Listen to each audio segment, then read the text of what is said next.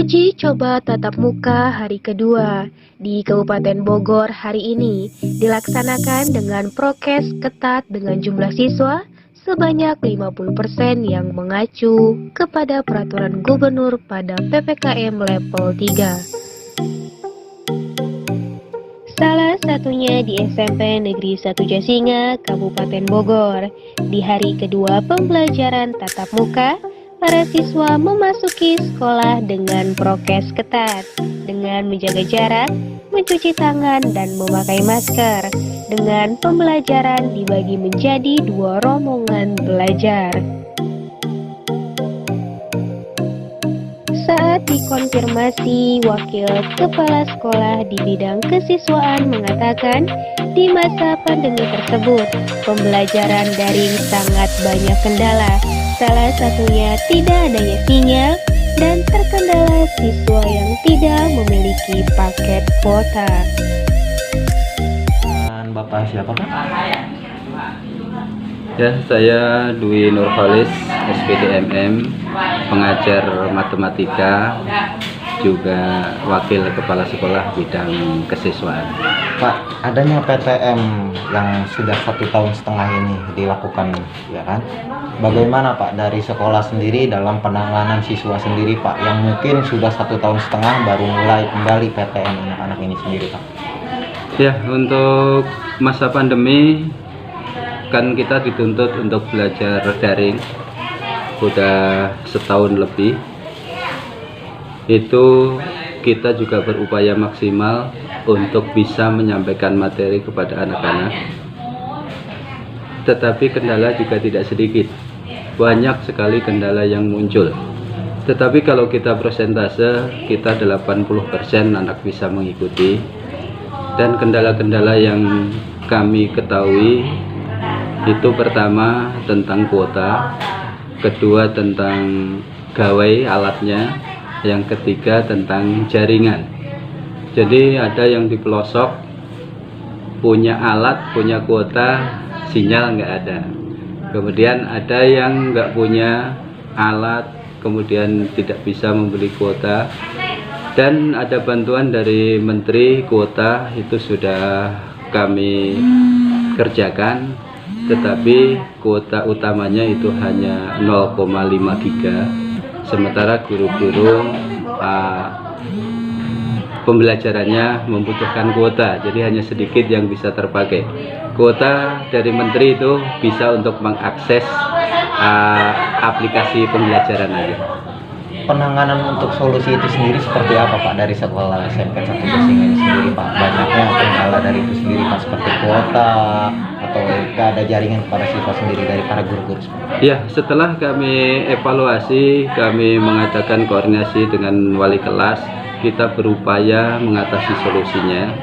Jadi solusi untuk yang kuota pas-pasan, kami membuat media pembelajaran yang seefisien mungkin, seenteng mungkin. Jadi kalau anak-anak mengakses itu tidak perlu banyak kuota. Kemudian yang tidak punya alat, itu ada yang dibantu datang bergiliran ke sekolah, dibantu oleh wali kelas untuk mengakses. Pak, di PTM ini sendiri Pak yang sudah 2 hari Pak, sistem pembelajaran sendiri di sekolah Pak untuk tatap mukanya sendiri seperti apa Pak?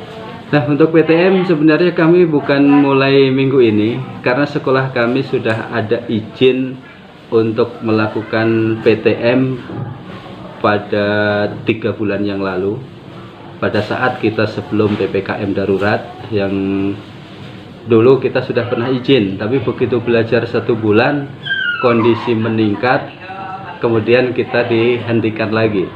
Nah, untuk PTM yang sekarang kita patokannya dari atasan kita, ngikuti dari Dinas Pendidikan, ngikuti dari Menteri Pendidikan, ngikuti dari Satgas Covid Nasional. Jadi semua aturan-aturan yang dimunculkan itu kita adopsi. Jadi kami belajar 2 shift. Shift pertama itu jam 7.15 sampai jam 9. Mengadopsi dari Menteri Pendidikan, belajar antara 2 sampai 3 jam. Kemudian shift pertama itu hanya 50% dari jumlah siswa. Siswa kami per kelas 36, jadi shift pertama itu nomor absen 1 sampai 18. Yang kedua, jam 10 masuknya. Jadi kita ada jeda 45 menit antara shift 1 dan shift 2 untuk mengantisipasi gerombolan pas pulang shift pertama dan datangnya shift kedua. Shift kedua itu nomor absen 19 sampai 36. Terus belajarnya kita kurangi. Yang jam normal 1 jam pelajaran itu 40 menit. Kita hanya mengambil 20 menit 1 jam pelajaran. Jadi contoh saya seperti matematika, satu pertemuan itu 2 jam pelajaran, jadi harusnya 80 menit, sekarang hanya 40 menit. Pak, respon dari siswa sendiri Pak mulai kembali masuk sini dan para orang tua wali murid seperti apa Pak? Ya, responnya sangat antusias. Kami dulu pada saat mengajukan permohonan PTM, kami sudah menyampaikan kuesioner, surat izin ke orang tua, itu 100% pengen belajar tatap muka. Jadi untuk yang PTM mulai Senin kemarin kami sudah tidak mengedarkan lagi karena kami udah punya dasar izin orang tua. Itu anak-anak sangat antusias. Tapi kendala di hari pertama, karena kita semua tahu dan kita di sekolah juga selalu berdiskusi, selama belajar daring anak-anak itu berubah pola hidupnya. Tidur larut malam, kemudian pagi-pagi dibangunin susah. Jadi di hari pertama itu kendala yang muncul hanya terlambat aja, tapi langsung teratasi di hari kedua. Untuk prestasi SMP 1 Jasinga sendiri kan lumayan melejit, sangat tinggi Pak. Adanya selalu ada daring sekarang mulai kembali. Apa ada penurunan untuk prestasi siswa sendiri Pak di SMP 1 Jasinga? Nah, untuk prestasi akademik sesuai hasil rapot semester kemarin itu memang ada penurunan. Kemudian untuk prestasi non akademik kami udah hampir 2 tahun tidak mengikuti lomba sama sekali. Kebetulan saya Wakasek kesiswaan. Jadi target kami itu setiap tahunnya dari tingkat kecamatan sampai ke tingkat nasional itu kisaran 30 sampai 40 kejuaraan. Ini hampir 2 tahun tidak dapat karena tidak ada, kami juga tidak mengikuti. Tapi untuk mengisi kekosongan kemarin pas HUT RI pas Agustus kami mengadakan lomba virtual. Pak, terakhir untuk prokesnya sendiri seperti apa Pak? Untuk prokes, alhamdulillah kami sudah diinspeksi oleh pengawas pembina pada saat permohonan PTM, sudah keliling syarat-syarat protokol kesehatan. Insya Allah SMP Negeri 1 Jasinga siap. Kami sudah membentuk satgas, petugas dari guru dan anak. Bisa dilihat sendiri di depan ada yang pakai alma mater biru, itu satgas COVID.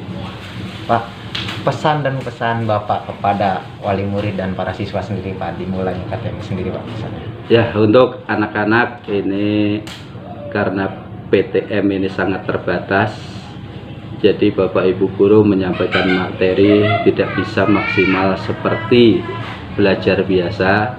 Jadi kepada anak-anak tetap harus semangat, tambah materi kalian dari media yang lain. Bapak Ibu guru semua sudah punya channel YouTube, untuk nambah materi yang ketemu di kelas itu tambahlah dari media-media yang lain. Untuk orang tua siswa juga gitu. Di sekolah kami berupaya prokesnya, nanti di rumah orang tua juga mohon memperhatikan prokesnya.